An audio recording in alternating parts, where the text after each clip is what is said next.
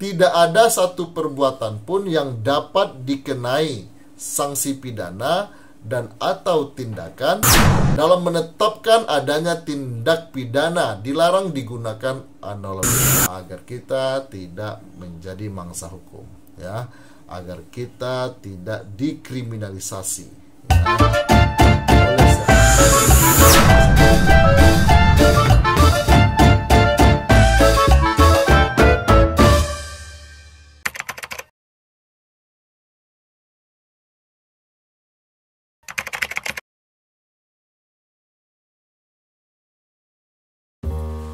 Assalamualaikum warahmatullahi wabarakatuh. Salam Indonesia Jaya. Saudara-saudariku sebangsa, setanah air, dan saudara Indonesia dimanapun berada.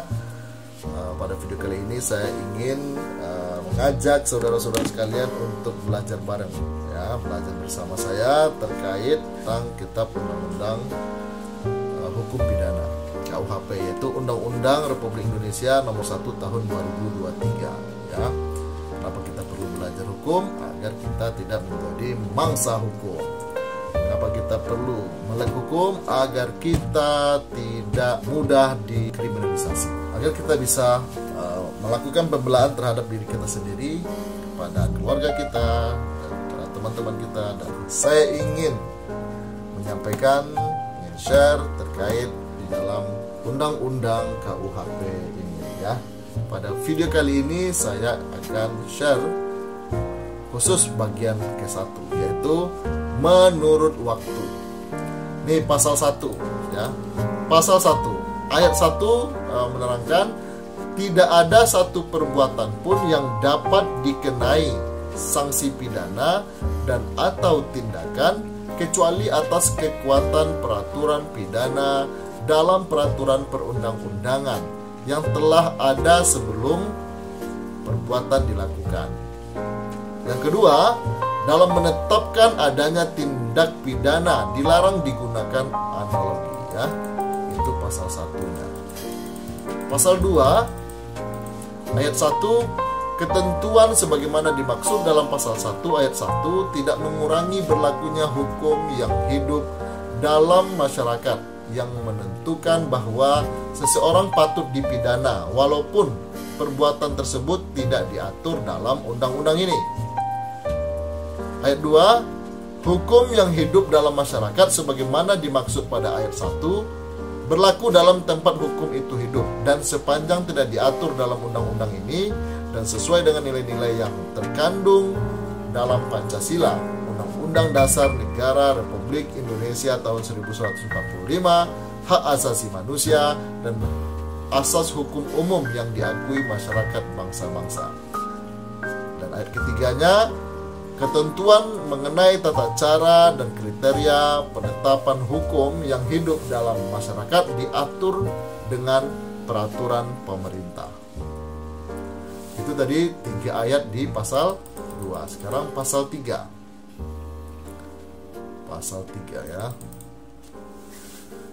Dalam hal terdapat perubahan peraturan perundang-undangan sesudah perbuatan terjadi, diberlakukan peraturan perundang-undangan yang baru, kecuali ketentuan peraturan perundang-undangan yang lama menguntungkan bagi pelaku dan pembantu tindak pidana. Ayat 2-nya, dalam hal perbuatan yang terjadi tidak lagi merupakan tindak pidana menurut peraturan perundang-undangan yang baru, proses hukum terhadap tersangka atau terdakwa harus dihentikan demi hukum, ya. Ayat 3-nya, dalam hal ketentuan sebagaimana dimaksud pada ayat 2 diterapkan bagi tersangka atau terdakwa yang berada dalam tahanan. Tersangka atau terdakwa dibebaskan oleh pejabat yang berwenang sesuai dengan tingkat pemeriksaan. Ayat 4, yaitu dalam hal setelah putusan pemidanaan berkekuatan hukum tetap dan perbuatan yang terjadi tidak lagi merupakan tindak pidana menurut peraturan perundang-undangan yang baru, pelaksanaan putusan pemidanaan dihapuskan, ya. Ayat 5, dalam hal putusan pemidanaan telah berkekuatan hukum tetap sebagaimana dimaksud pada ayat 4, instansi atau pejabat yang melaksanakan pembebasan merupakan instansi atau pejabat yang berwenang. Ya. Ayat 6, pembebasan sebagaimana dimaksud pada ayat 3 dan ayat 5 tidak menimbulkan hak bagi tersangka, terdakwa atau terpidana menuntut ganti rugi. Dan ayat 7-nya adalah dalam hal setelah putusan pemidanaan berkekuatan hukum tetap dan perbuatan yang terjadi diancam dengan pidana yang lebih ringan menurut peraturan perundang-undangan yang baru. Pelaksanaan putusan pemidanaan disesuaikan dengan batas pidana peraturan perundang-undangan yang baru, ya. Jadi itu tadi yang bisa saya sampaikan. Semoga jangan lupa bagi yang belum mengerti bisa diulang lagi video ini sampai mengerti, ya. Saya tidak akan bosan-bosan menyampaikan, jangan bosan-bosan belajar hukum. Ya, mari kita semua melek hukum agar kita tidak menjadi mangsa hukum. Ya, agar kita tidak dikriminalisasi, ya, oleh siapapun, karena yang bisa melakukan kriminalisasi itu banyak, ya, bisa pengacara, bisa oknum polisi, bisa oknum jaksa, bisa oknum hakim, bisa oknum pengusaha, bisa oknum penguasa. Ilmu hukum akan bisa membantu kita agar kita tidak menjadi mangsa hukum. Saya Kapten Oktober di SHMH, advokat dan konsultan hukum, pengacara gratis bagi masyarakat tidak mampu. Mengucapkan terima kasih banyak. Jangan lupa tunggu video saya selanjutnya.